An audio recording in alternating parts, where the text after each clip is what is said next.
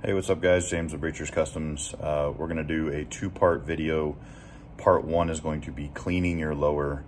Part two will be cleaning your upper. So it will be labeled in YouTube, be on the website, stuff like that. So I'll do another video of adjustments of the trigger, of Timney triggers or any other trigger, as far as any potential problems that you could have. So anyway, we'll get to the cleaning the lower, all right?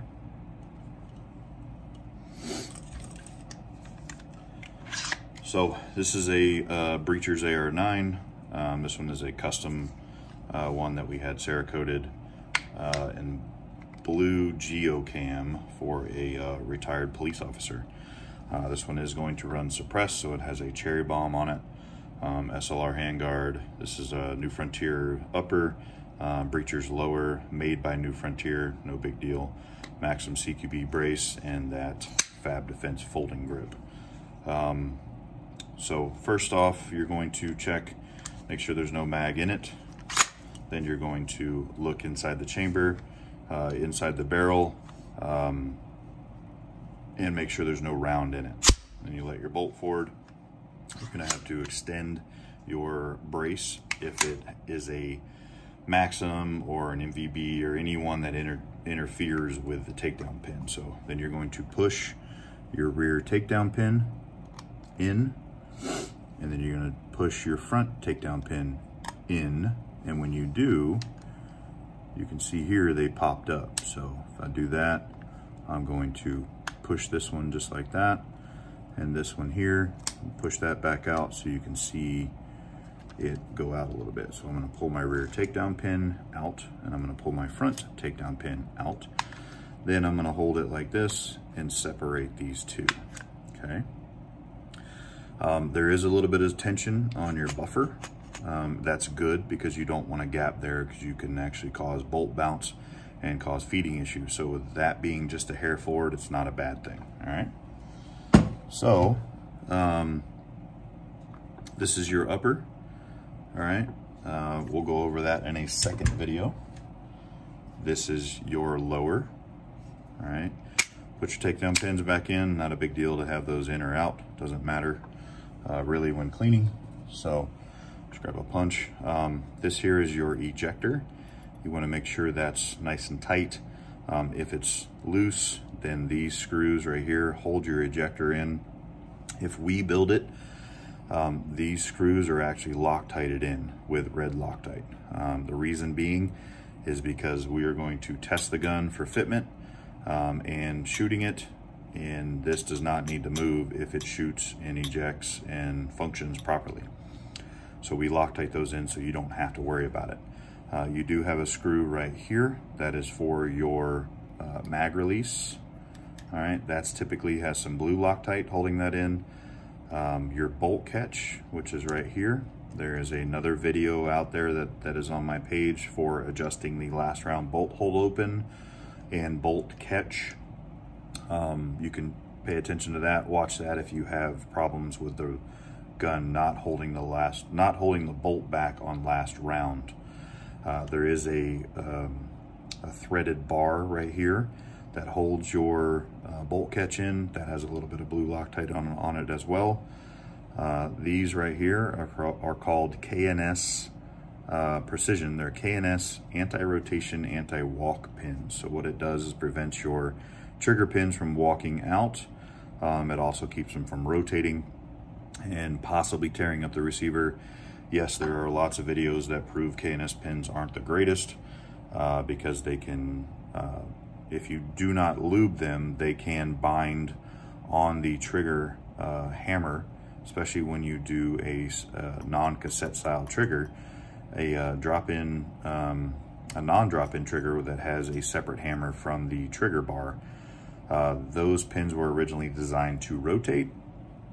What I have found over hundreds and hundreds of guns that I've built, I've actually put probably, we have one gun right now that's at a range as a rental over at Shooters World in Peoria.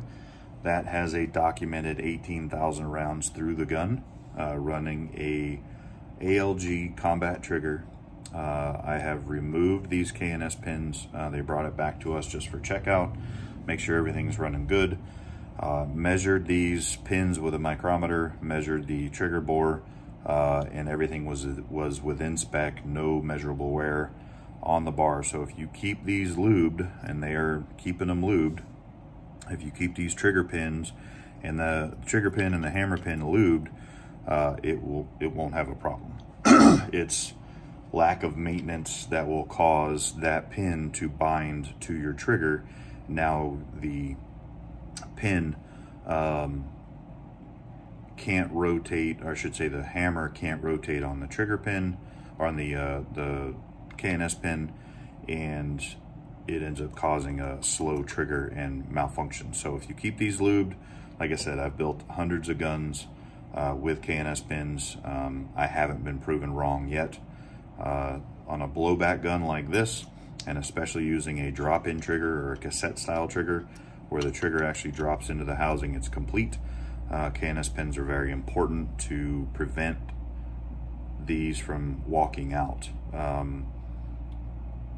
Because there's not a spring pushing down on a pin, on a trigger pin, like this is a trigger pin itself, and you can see the grooves.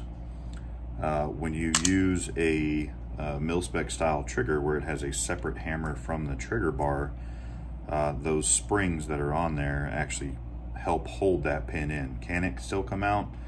Yeah, the possibility is very, very slim. But if you use these K&S pins and you lube them regularly, you won't have an issue. Going back to your safety, it's good to put a drop of lube inside your receiver on the safety bar as well, and rotate it a couple times, make sure that's all moving freely.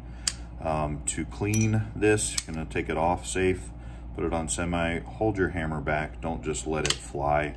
Hold your hammer back, release your trigger, or pull your trigger, and then guide the hammer forward. If you don't, it starts to mar up inside here. It's just not good for the trigger or the aluminum of your receiver. It's good to clean in here, wipe out. I know Swabits, a company called Swabits makes these little swabs.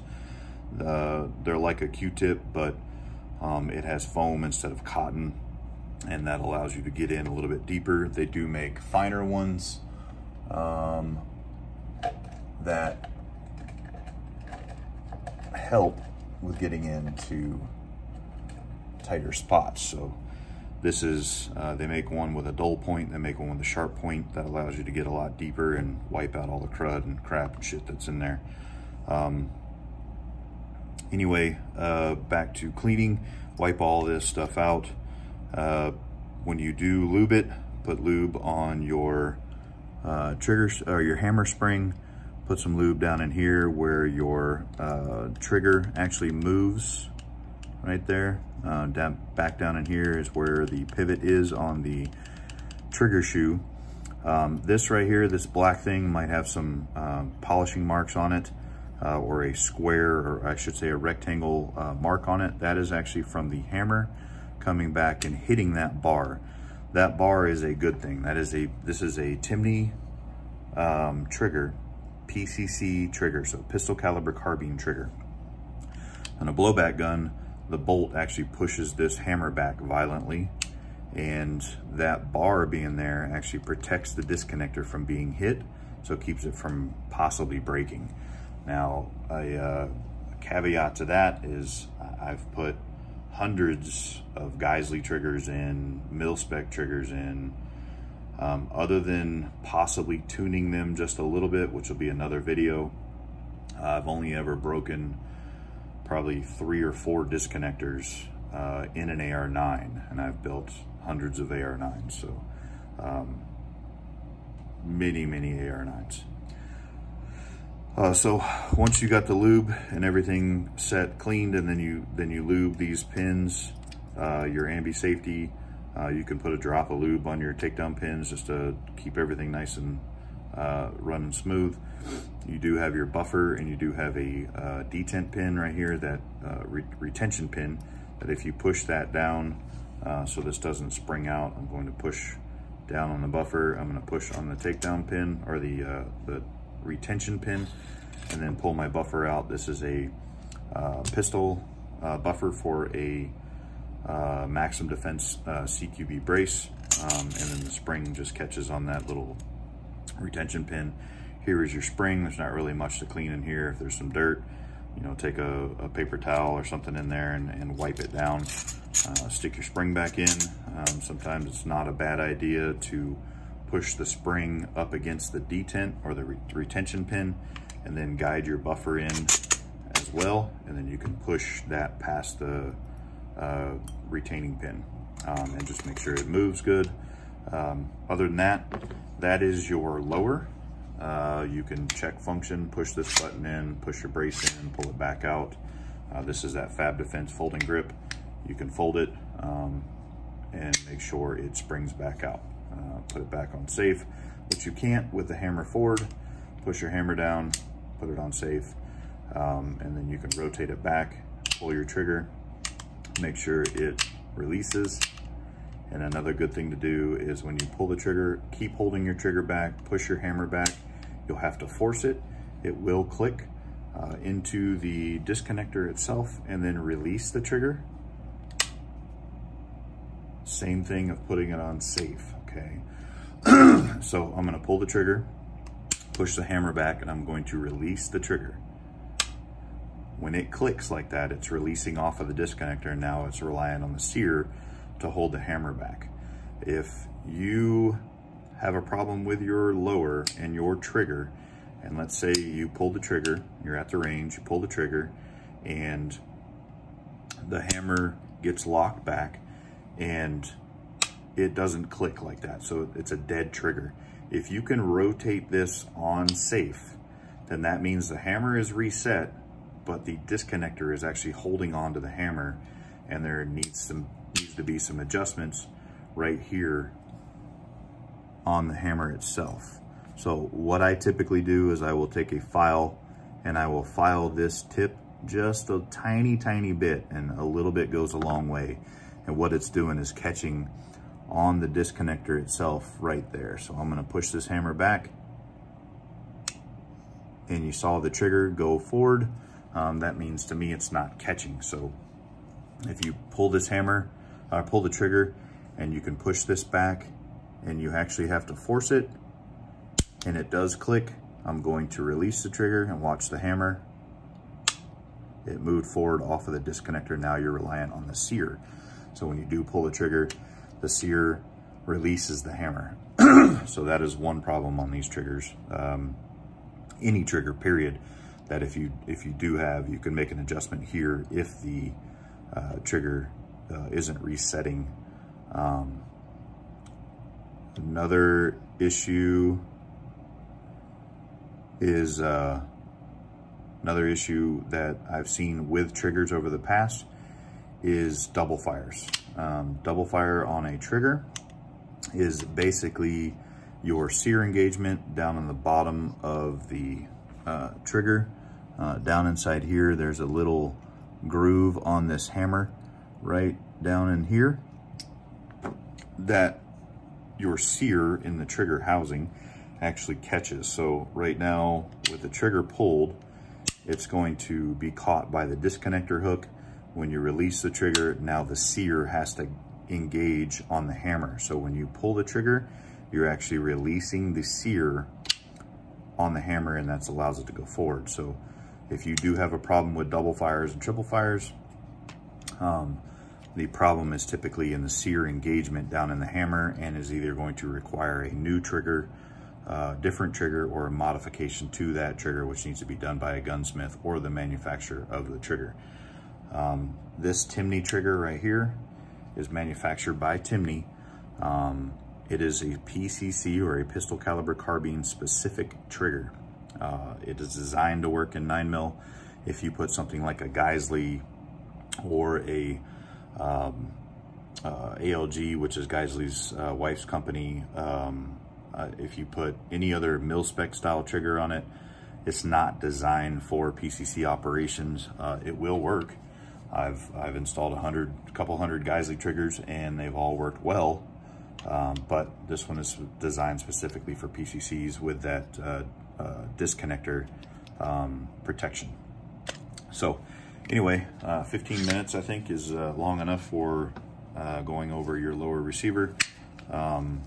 Again, this is a Breachers Customs with blue geocam done for a retired police officer. So next video we'll be going over the upper. And if there's any questions, just hit us up. info@breachersllc.com. Instagram is @Breachers Customs. So check us out. If you guys got any questions, let us know. Thanks.